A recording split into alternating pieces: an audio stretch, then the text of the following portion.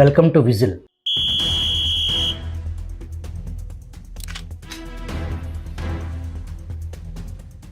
పులివెందుల స్థానిక సంస్థల ఎన్నికల్లో ప్రజాస్వామ్యం మంటగలిసిపోయిందని, పులివెందుల చరిత్రలో ఇటువంటి ఎన్నికలు చూడలేదని ప్రభుత్వంపై, పోలీసులపై, ముఖ్యమంత్రి చంద్రబాబుపై వ్యక్తిగతంగా విమర్శలకు పాల్పడ్డారు జగన్మోహన్ రెడ్డి. పూర్తి నిస్సహాయత, ఫ్రస్ట్రేషన్, దాదాపు ఏడ్చినంత పనిచేశారు నిన్న ప్రెస్ మీట్లో. పులివెందుల వారి అడ్డా, తాత రాజారెడ్డి దహనకాండ, తండ్రి వైఎస్ హత్యాకాండ వెరసి ఫ్యాక్షన్ కుటుంబంలో నెత్తురుకూడు తిరి పెరిగిన జగన్మోహన్ రెడ్డి పులివెందులలో పట్టుకోల్పోవటం జగన్ను పిచ్చెక్కిస్తుంది. తట్టుకునే ధైర్యం ఆయనకు లేదు. ఆంధ్రప్రదేశ్ పౌర హక్కుల సంఘం కడప జిల్లా ఆధ్వర్యంలో 1996లో 50 పేజీలతో ఒక పుస్తకం వచ్చేశారు.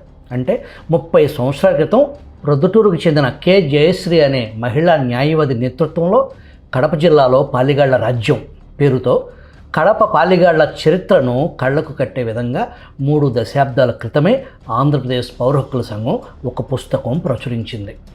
అంటే మనం ఖచ్చితంగా వారిని అభినందించాల్సిందే. పాలిగాళ్ళు అనే పదం పాలిగార్స్ నుంచి వచ్చింది. రాయలసీమలో పాలించే వాళ్లను పాలిగాళ్ళు అని పిలిచేవారు. ఈ పాలిగాళ్ళు ఎంత వికృతంగా పాలన చేసేవారో నాటి రాయలసీమ మొట్టమొదటి కలెక్టర్ థామస్ మన్రో బ్రిటిష్ కాలంలో క్రీస్తకం 1800 గుర్తించిన ఈ పాలిగాళ్లను ఇంగ్లీష్లో ఫ్యాక్షనిస్టులు అని మొదటిసారి సంబోధించాడు. థామస్ మన్రో ఈ పాలిగాళ్ళందరినీ అణచివేశాడు. కొందరిని మన్రో పట్టుకుని ఉరితేయించాడు. మిగిలిన వారిని లొంగిపోయేటట్లు చేసి ఆయుధాలు, అధికారం తొలగించి పెన్షన్ ఇచ్చాడు. అయితే ఆ తర్వాత కూడా పాలిగాళ్ళు తిరుగుబాటు చేస్తూ వచ్చారు. 1846లో ఉయ్యాలవాడ నరసింహారెడ్డి లేవదీసిన తిరుగుబాటు బ్రిటిష్ రికార్డుల ప్రకారం పింఛను గొడవే తప్ప స్వతంత్ర పోరాటం కాదని తేల్చారు. ప్రస్తుత పులివెందుల స్థానిక సంస్థల ఎన్నికల ఓట్ల లెక్కింపు బ్యాలెట్ బాక్స్లో 30 సంవత్సరాల తరువాత ఓటు వేశాను, అందరికీ దండాలు అని ఒక పేపర్ ముక్క మీద రాసి ఉండటం పలువురిలో ఆసక్తి రేపింది. 30 సంవత్సరాల క్రితం ప్రచురించిన పౌర హక్కుల పుస్తకంలో ఏముందో ఇప్పుడు చూద్దాం. కడప జిల్లా రాజకీయాలను భ్రష్టు పట్టించిన 3 ఆధునిక పాలిగాళ్లలో M V Ramana Reddy, Y S Rajasekhara Reddy, Ponnapureddy Siva Reddy. M V Ramana Reddy కథ ప్రొద్దుటూరికే పరిమితం, పొన్నపురెడ్డి శివారెడ్డి కథ జమ్మలమడుగుకే పరిమితం. కానీ వైఎస్ రాజశేఖర రెడ్డి కథ కేవలం పులివెందులకే పరిమితం కాదు. అతను పులివెందులలో జవాబు లేని నాయకునిగా ఎదగడంతో పాటు కడప జిల్లాలోనే తనకు ఎదురు లేకుండా చేసుకునే ప్రయత్నం చేశాడు. ఇది ప్రజలకు సేవ చేయటం ద్వారా సాధించుకుని ఉంటే ఎవ్వరికీ అభ్యంతరం ఉండవలసిన అవసరం లేదు. కానీ రాజశేఖర రెడ్డి ఈ స్థితిని సాధించింది ప్రజాసేవ ద్వారా కాదు, కడప జిల్లాలోని ముఠా కక్షల సంస్కృతిని, ముగ్గురాళ్ల డబ్బును చాలా చాకచక్యంగా వాడుకోవటం ద్వారా సాధించాడు. అయినప్పటికీ రమణారెడ్డికి, శివారెడ్డికి హంతకులని, రౌడీలని చెడ్డ పేరు రాగా రాజశేఖర రెడ్డి మాత్రం పెద్ద మనిషి ఇమేజ్ పూర్తిగా చెరిగిపోకుండా కాపాడుకోగలిగాడు. పత్రికలు సైతం అతని గురించి చెడు ఎక్కువ రాయవు. అతని వల్ల జరిగే హింసాకాండ పత్రికలకు ఎక్కినా అతని పేరు మీద ఎక్కదు. అతనిని ఒక దౌర్జన్యకారుడిగా కాక ప్రజానాయకుడిగానే పత్రికలు చూపించాయి. రాజశేఖర రెడ్డి స్వయంగా రిగ్గింగ్ చేశాడు. ఇతర ఎన్నికల అక్రమాలకు స్వయంగా పాల్పడ్డాడు. హత్యలు చేయించాడు. డబ్బు పెట్టి రాజకీయాలను కొన్నాడు. తన ప్రాబల్యం పెంచుకోవటానికి, ప్రత్యర్థులను మట్టుపెట్టడానికి రౌడీలను, హంతకులను, బందిపోట్లను, మట్కా ఆడించే వాళ్ళను, దొంగసార అమ్మేవాళ్లను వైఎస్ఆర్ చెరదీశాడు. ఎక్కడ అగ్గి రాచుకున్నా తనకు అనుకూలం అనిపిస్తే దానిని పెంచే దావాలను చేశాడు. అగ్గిని చల్లార్చడం తనకు ఎక్కువ ప్రయోజనమైతే తప్ప ఆ పని చేసేవాడు కాదు. అయినా ఏదో ఒక మాయాజాలం వైఎస్ ప్రతిష్టను కాపాడుతూనే ఉంది. తండ్రి రాజారెడ్డి దౌర్జన్యాలకు జవాబు లేదని, కొడుకు రాజశేఖర రెడ్డి సమ్మోహన శక్తికి అడ్డు లేదని ఈ మాయాజాలం నమ్మింపజేస్తుంది. తండ్రి కొడుకుల జంటగా దీనివల్ల ప్రయోజనం పొంది వర్ధిల్లుతున్నారు. వైఎస్ రాజశేఖర రెడ్డి దౌర్జన్యంతో పాటు డబ్బు కూడా పెద్ద ఎత్తున రాజకీయాల్లోకి తీసుకొచ్చాడు. 1978 నుంచి మంగంపేట భైరటీస్ గనుల డబ్బులు రాజకీయాల్లోకి రావడంతో జిల్లా రాజకీయాల రూపమే మారిపోయిందని పరిశీలకులు అంటారు. జిల్లా రాజకీయాల పతనం దాంతోనే ప్రారంభమైందంటారు. మంగంపేట గనులలో ముగ్గురాళ్ల తవ్వకం 1925 నుంచి ఉంది. కానీ మొదట్లో ముగ్గురాళ్లకు మార్కెట్ ఎక్కువ లేదు. పెట్రోలియం శుద్ధిలో మంగంపేట ముగ్గురాళ్ళు ఉపయోగపడతాయని కనుక్కున్న తర్వాతే 1970లలో వాటి ధర అమాంతం పెరిగింది. వైఎస్ రాజారెడ్డి 1964లో పద్మశాలి కులానికి చెందిన వెంకట నరసయ్య అనే ముగ్గురాళ్ల వ్యాపారికి పార్ట్నర్గా మంగంపేట బారిటీస్ గనుల్లోకి ప్రవేశించాడు. మొదట గుమస్తాగా ప్రవేశించి తర్వాత పార్ట్నర్ అయ్యాడంటారు. ముగ్గురాళ్ళు ధర పెరిగిన తర్వాత ఆ పార్ట్నర్ను తొలగించుకునే ప్రయత్నంలో రాజశేఖర్ రెడ్డి వెంకట నరసయ్యను 1975లో చంపించాడు. 1978లో రాజశేఖర్ రెడ్డి ఎన్నికల్లో ప్రవేశించి ముగ్గురాళ్ల డబ్బులు పెద్ద ఎత్తున కుమ్మరించి పులివెందుల నుంచి గెలిచాడు. రాజశేఖర్ రెడ్డి 1978 నుంచి అసెంబ్లీకి పార్లమెంటుకు గెలుస్తూనే ఉన్నాడు. ముగ్గురాళ్ల లాభాలు వేసిన ఆ వరవడిలో 1980 తర్వాత సారాయి వ్యాపార లాభాలు ప్రవేశించాయి.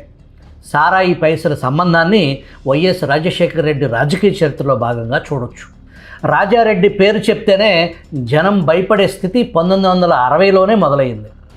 1970లో డబ్బులు, దాని వెంబటి కొడుకు రాజశేఖర రెడ్డికి రాజకీయాల్లో హోదా రావడంతో ఆ టెర్రర్కు తిరుగు లేకుండా పోయింది.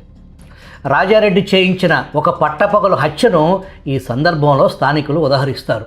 పులివెందుల ఎరుకుల కులస్తులంటే జనంలో కొంత భయం ఉంది. వాళ్ళల్లో కొందరు బందిపోట్లు, దొంగసారాయి అమ్మేవాళ్ళు, దౌర్జన్యాలకు, దొమ్మీలకు, రాజకీయ నాయకులకు ఉపయోగపడేవాళ్ళు.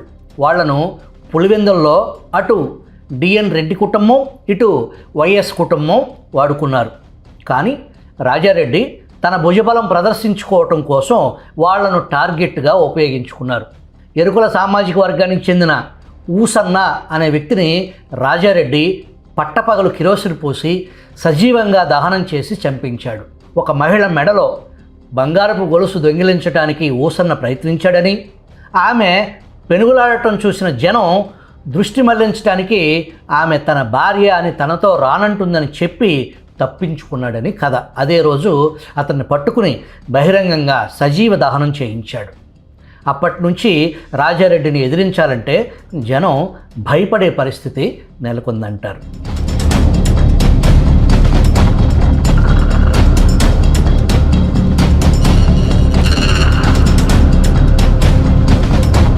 ముగ్గురాళ్ళు పెద్దగా విలువలేని సమయంలో వ్యాపారాన్ని మొదట ప్రారంభించి చాలా ఏళ్ళు నిర్వహించిన వారిలో ముఖ్యులు ముగ్గురాళ్ల కృష్ణయ్య, సలారుద్దీన్. దాని విలువ పెరిగే నాటికి అది రెడ్ల చేతిలోకి వెళ్ళిపోయింది.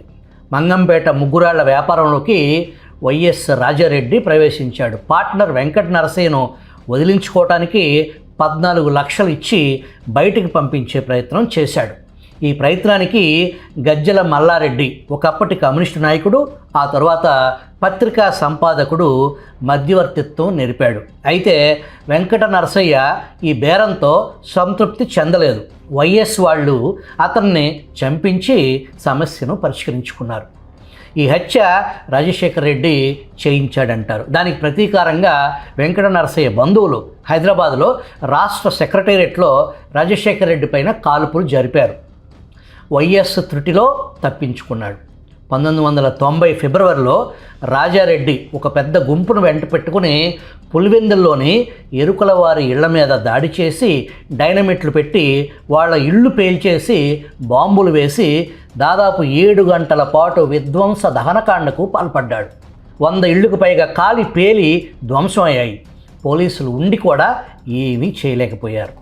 ఈ దౌర్జన్యం గురించి కొంత ఆందోళన జరగ్గా రాజారెడ్డిని ముద్దాయిగా చేర్చి కేసు నమోదు చేశారు. అయితే కోర్టులో రాజారెడ్డిని చూపించి దాడి చేయించింది ఇతనేనా అని బాధితులను అడిగితే ఈయనెవరో మేము ఎప్పుడూ చూడలేదు అనే సమాధానం చెప్పారు.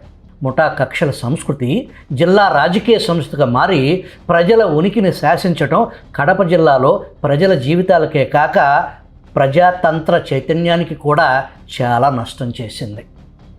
సమస్యల పరిష్కారం కోసం సూత్రబద్ధంగా ఉద్యమించే పరిస్థితి, న్యాయం కోసం ధైర్యంగా నిలబడే పరిస్థితి, ప్రజల జీవితాలు బాగుపడటానికి వీలు లేని అక్కడి ముఠా సంస్కృతి వాటన్నిటినీ మింగేసింది. నాడు కల్తీ సారా మరణాలు పెద్ద సంఖ్యలో జరిగిన 3 సంఘటనల్లో 2 కడప జిల్లాలోనే సంభవించాయి. 1991లో కొండాపురంలో 15 మంది, 1993లో మైదుకూరులో 24 మంది కల్తీ సారా కాటుకు చనిపోయారు. కల్తీ సారా అమ్మింది స్థానిక సారా కాంట్రాక్టర్ రవీంద్రనాథ్ రెడ్డి. ఇతను పులివెందుల తాలూకాలోని ఫ్యాక్షన్ గ్రామాలలో ఒకటైన కసునూరుకు చెందిన ముఠా నాయకుడు. వైఎస్ రాజశేఖర రెడ్డి ప్రధాన అనుచరుడు. చనిపోయిన వారందరూ దళిత వెనకబడిన కులాలకు చెందినవారే. ఇంత ఘోరమైన హత్యాకాండకు నిరసనగా కొన్ని ప్రకటనలే తప్ప ఆందోళనలు ఏవి జరగలేదు. ప్రభుత్వం న్యాయ విచారణ జరిపించింది, కానీ పౌర హక్కుల సంఘం నివేదిక తప్ప వేరే సాక్ష్యం ఏది నమోదు కాకుండా కాంట్రాక్టర్ చూసుకోగలిగాడు. మాకు రక్షణ ఇస్తే సాక్ష్యం ఇస్తాం అని కొందరు అన్నారు, కానీ రక్షణ ఇచ్చేవాడెవడు? పాలిగాళ్ల పెత్తనం, ముఠాతత్వం కల్పించిన ఈ స్తబ్దత నుంచి బయటపడకపోతే కడప జిల్లాకు రాయలసీమ సమస్యల నుంచి విముక్తి లేదు. మైనింగ్లో బైరిటీస్ మార్కెట్ పెరిగిన తర్వాత ఆ ఖనిజం గనుల శాఖ అజమాయిషీలోకి వచ్చింది. పట్టా భూములు ఉన్నవారైనా సరే ప్రభుత్వం దగ్గర లీజు తీసుకుని తవ్వకం చేయాలి. ప్రభుత్వ భూముల్లో కూడా లీజు ఇచ్చారు. వైఎస్ రాజారెడ్డి కంపెనీ విజయలక్ష్మి బైరిటీస్ 10 ఎకరాల లీజు తీసుకుంది. 1982లో రాష్ట్ర ప్రభుత్వం మంగంపేటలోని పట్టా భూములను స్వాధీనం చేసుకుని ముగ్గురాళ్ల తవ్వకాన్ని జాతీయం చేసి రాష్ట్ర ఖనిజాభివృద్ధి సంస్థ ఏపీఎండిసికి ఇచ్చింది. వైఎస్ రాజారెడ్డి 8 ఎకరాలు సబ్లీజుకు తీసుకున్నాడు. ఈ సబ్లీజు నిజానికి నామమాత్రమే. కొన్ని ఎకరాలు సబ్లీజుకు తీసుకుంటే ఆ పేరు మీద ఎన్ని ఎకరాల్లో ఖనిజం తవ్వుకుపోయినా అడిగే నాదుడే ఉండడు. వైఎస్ గ్యాంగ్ మంగంపేటలో నేషనల్ మాన్యుమెంట్గా పురావస్తు శాఖ ప్రకటించిన రక్షిత భూభాగాన్ని సైతం తవ్వుకుని సొమ్ము చేసుకున్నారు. 1989 అసెంబ్లీ ఎన్నికల్లో కాంగ్రెస్ గెలిచిందని ప్రకటించిన రాత్రే ఈ రక్షిత ప్రాంతంలో దౌర్జన్యపూరితంగా తవ్వకాలు మొదలుపెట్టారు. ప్రభుత్వం మేలుకుని ఆపేసేటప్పటికీ చాలా ఖనిజం తవ్వుకుని పోయారు. 150,000 టన్నులు తవ్వుకుపోయారని కేవీ నటరాజన్ కమిషన్ తేల్చి చెప్పింది. రాష్ట్ర అసెంబ్లీ ఈ విషయాన్ని పరిశీలించడానికి ఒక అసెంబ్లీ సబ్ కమిటీని నియమించింది. వాళ్ళ అంచనా ప్రకారం వైఎస్ కుటుంబం తవ్వుకుపోయింది 50,000 టన్నులు మాత్రమే. అందుకు జరిమానాగా 50 లక్షల రూపాయలు వసూలు చేయమని ఆ సబ్ కమిటీ సూచించింది. జమ్మలమడుగు, ప్రొద్దుటూరు కంటే పులివెందుల్లోనే ఎక్కువ హత్యలు జరిగాయి. ఆ తప్పు రాజారెడ్డి మీదకు పోతుంది. రాజశేఖర రెడ్డి సహితం తన తండ్రికి తొందరపాటు ఎక్కువని, అతను ఆధునిక ప్రజాస్వామ్య భావాలు తెలియని పాతకాలపు మనిషిని సర్ది చెప్పుకుంటాడు. తాను మాత్రం దౌర్జన్యకారులను అణచివేయటానికి హింస ప్రయోగిస్తాను తప్ప తానంతట తాను హింసను ప్రోత్సహించనని చెబుతుంటాడు. వాస్తవం చెప్పుకోవాలంటే రాజశేఖర రెడ్డికి అనుకూలంగా ఉండేవాళ్ళు ఎంతటి దౌర్జన్యపరులైనా అతను ఏ రోజు వాళ్లకు అడ్డు చెప్పలేదు, వాళ్లను అణిచివేయలేదు. తనకు వ్యతిరేకంగా ఉండేవాళ్ళు దౌర్జన్యాలకు పాల్పడితే మాత్రం సహించడు. వాళ్ళ దౌర్జన్యాన్ని సాకుగా చూపించి వాళ్ళను పూర్తిగా అణిచివేస్తాడు. అందుకోసం దుర్మార్గులను సైతం చేరదీస్తాడు రాజశేఖర రెడ్డి. రాజశేఖర రెడ్డిని వ్యతిరేకిస్తే అస్సలు సహించడు, నిర్దాక్షిణ్యంగా తొక్కేస్తాడు అని అతని ప్రత్యర్థులే కాదు, అతన్ని అభిమానించే వాళ్ళు కూడా ఒప్పుకుంటారు. అతని అనుచరులు ఎన్ని ఘోరాలు చేసినా వాళ్లను కాపాడతాడని, మద్దతిస్తాడని అనుభవజ్ఞులైన పోలీసు అధికారులు వైఎస్ గురించి చెబుతారు. 1994 అసెంబ్లీ ఎన్నికల్లో పులివెందుల నియోజకవర్గం ఒక్కొక్క మండలంలో 2 కంటే ఎక్కువ గ్రామాల్లో తెలుగుదేశం పార్టీ ఏజెంట్లను కూర్చోపెట్టలేకపోయింది. రాష్ట్రమంతటా ఎన్టీఆర్ గాలి వీచినా పులివెందుల్లో మాత్రం రాజశేఖర రెడ్డి తమ్ముడు వివేకానంద రెడ్డి అత్యధిక మెజారిటీతో గెలిచాడు. 1989 జూన్ 30న జరిగిన భారత్ బంద్ సందర్భంగా ప్రతిపక్ష పార్టీలు ఇచ్చిన భారత్ బంద్ పిలుపును అమలు చేయటానికి డిఎన్ రెడ్డి అతని అనుచరులు పులివెందులలో ప్రయత్నం చేశారు. వాళ్ళు వైఎస్ కుటుంబానికి చెందిన కాలేజీకి పోయి మూసేయమన్నారు. ఈ సంగతి తెలిసిన రాజారెడ్డి తన కాలేజీనే బంద్ చేయిస్తారంటూ రెచ్చిపోయి ఆ రోజు బంద్ చేయించడానికి వచ్చిన శివరామరెడ్డి, నారాయణ అనే ఇద్దరిని వారం తిరగకముందే దారుణంగా హత్య చేయించాడు. ఎన్నికల సమయంలో ప్రత్యర్థులను బూత్ దగ్గరికి రానియరు, ప్రచారం చేసుకొనివ్వరు, ఏజెంట్లను కూర్చొనియరు. రాజశేఖర్ రెడ్డి అది తన వర్గం హక్కుగా భావిస్తాడు. పులివెందుల తాలూకాలో అతని ఆధిపత్యం సంపూర్ణంగా నెలకొన్న తర్వాత ప్రతి ఎన్నికల్లోనూ ఆ నియోజకవర్గంలో అభ్యర్థికి 80,000, 90,000, 1,00,000 దాకా మెజారిటీ ఊరికే రావటం లేదు. త్వరలో పులివెందుల గిన్నీస్ బుక్ కూడా తట్టుకోలేని రికార్డు నెలకొల్పవచ్చు. 1994 ఎన్నికల్లో వైఎస్ రాజశేఖర్ రెడ్డి వేంపల్లె పోలింగ్ బూతుల్లోకి పోయి తెలుగుదేశం నాయకులు రిగ్గింగ్ చేసినట్లు తనకు రాసివ్వాల్సిందిగా ప్రిసైడింగ్ ఆఫీసర్ను ఒత్తిడి చేసి రాయించుకున్నాడు. ఒక బూత్లోకి వైఎస్ పోతుండగా మీరు పోవటం చట్ట విరుద్ధమని స్థానిక సిఐ అడ్డుపడితే అతన్ని తోసేసి లోపలికి పోయాడు. అయితే ఆ తర్వాత కొంతసేపటికి తెలుగుదేశం నాయకుడు తులసిరెడ్డి, ప్రస్తుత కాంగ్రెస్ పార్టీ నాయకుడు, అదే బూత్ దగ్గరకు వచ్చి రాజశేఖర్ రెడ్డి బెదిరించి రాయించుకున్నట్టు తనకు రాసివ్వమని ప్రిసైడింగ్ ఆఫీసర్పై ఒత్తిడి పెట్టి రాయించుకున్నాడు. ఈ సంఘటనలో వైఎస్ వివేకానందరెడ్డి గన్మెన్ ఒక వ్యక్తిని కాల్చి చంపాడు. ఆధిపత్యం కోసం జరిగే ఈ ఘర్షణలో ప్రాణాలు కోల్పోయే అర్భకుల గురించి అడిగేవాడు ఉండడు, పట్టించుకునేవాడు ఉండడు. వేంపల్లి ఘటనకు సంబంధించిన వాస్తవాలు తెలుసుకోవటానికి ఆ ఊరికి పోయిన పౌర హక్కుల సంఘానికి కాల్పుల్లో చనిపోయిన నీలం సుబ్బన్న పేరు తెలుసుకోవటం గగనమైంది. ఇరు వర్గాల ప్రముఖులు హతుడి పేరు చెప్పలేకపోయారు. తమ కోసం ప్రాణాలిచ్చిన ఆ వ్యక్తి ఎవరో ఎవ్వరికీ జ్ఞాపకం లేదు. సాంఘికంగా బలహీనులైన వారిపైన దాడులు కూడా చాలా ఎక్కువగానే జరుగుతుంటాయి. వాటికి ముఠాల అండ దొరుకుతుంది. తమకు ప్రాబల్యం ఉన్న ప్రాంతాల్లో స్త్రీలను బలాత్కారంగా లొంగదీసుకోవటం కొందరు ముఠాదారులకు, వారి అనుచరులకు అలవాటు. ఆ స్త్రీలు బయటకు వచ్చి చెప్పుకునే పరిస్థితి ఉండదు.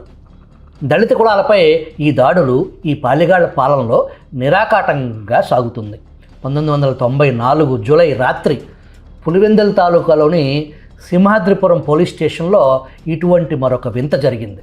ఆ రాత్రి సింహాద్రిపురం ఎస్ఐ అయిన ప్రకాష్ బాబు అనే యువకుడు మద్దుర్నూరు నుంచి తన స్టేషన్కు తిరిగి వస్తుండగా రోడ్డు పక్కన జీబు ఆపి తుపాకీ పట్టుకుని చట్టవిరుద్ధంగా వేట ఆడుతున్న కొంతమంది కనిపించారు. ఎస్ఐ వాళ్ళందరినీ స్టేషన్కి రమ్మన్నాడు. తాము వైఎస్ రాజశేఖర్ రెడ్డి కుమారుడైన జగన్మోహన్ రెడ్డి స్నేహితులమని వాళ్ళు చెప్పినా ఎస్ఐ ఖాతరు చేయలేదు. అయితే వారిలో ఒకడు తనకు వేట తుపాకీ ఉపయోగించే లైసెన్స్ ఉందని, అది పులివెందుల్లో ఉందని చెప్పగా ఎస్ఐ అతనికి పులివెందులకు పోయి లైసెన్స్ తీసుకొచ్చి చూపించే అవకాశం ఇచ్చాడు. అతను పోయి జగన్మోహన్ రెడ్డికి ఫిర్యాదు చేశాడు. రాజశేఖర్ రెడ్డి కొడుకునే ఖాతరు చేయడా అని చెప్పి జగన్మోహన్ రెడ్డి 5-6 జీబుల్లో బయలుదేరి సింహాద్రిపురం పోలీస్ స్టేషన్పై దండెత్తాడు. ఎస్ఐ ప్రకాష్ బాబును పట్టుకుని పోలీస్ స్టేషన్ లోపలే కొట్టాడు. అయితే పోలీసులు పూర్తిగా నిస్సహాయులు అనుకుంటే పొరపాటు అవుతుంది. ముఠా నాయకులకు విధేయులుగా ఉంటే తమకు కూడా చాలా ప్రయోజనాలు ఉంటాయని పోలీసులు అర్థం చేసుకున్నారు. వాళ్లను సంప్రదించి కేసులు పెట్టడం, వాళ్ళ పురమాయింపు మేరకు సాక్ష్యాలు తయారు చేయటం, వాళ్ళు వద్దన్న కేసులు మూసివేయటం నేర్చుకున్నారు. రాజభక్తి ప్రదర్శనలో ఒకరితో ఒకరు పోటీపడి లాభాలు పొందుతున్నారు. ఒక్క పోలీసు వ్యవస్థనే కాక నేర విచారణ వ్యవస్థను ఆద్యంతం ఫ్యాక్షనిస్టులు వక్రీకరించారు. ఏ కేసు పోలీస్ స్టేషన్లో వాస్తవికంగా రిపోర్ట్ కాదు, జరిగిన హత్యాకాండ జరిగినట్టు రిపోర్ట్ కాదు, సంఘటన జరిగిన క్షణం నుంచి 2 వైపులా న్యాయవాదులు రంగంలో దిగుతారు. న్యాయవాదుల సలహా మేరకే పోలీస్ కంప్లైంట్ తయారవుతుంది. ఎవరెవరిని ఇరికిస్తే ప్రయోజనకరంగా ఉంటుందో వాళ్ళందరినీ కేసులో ఇరికిస్తారు. దాడిలో గాయపడి మరణశయ్య మీద ఉన్న తమ వర్గం వారితో అబద్ధపు మరణ వాంగ్మూలాలు ఇప్పిస్తారు. ఇది నాటి నుంచి నేటి వరకు అదే తంతు.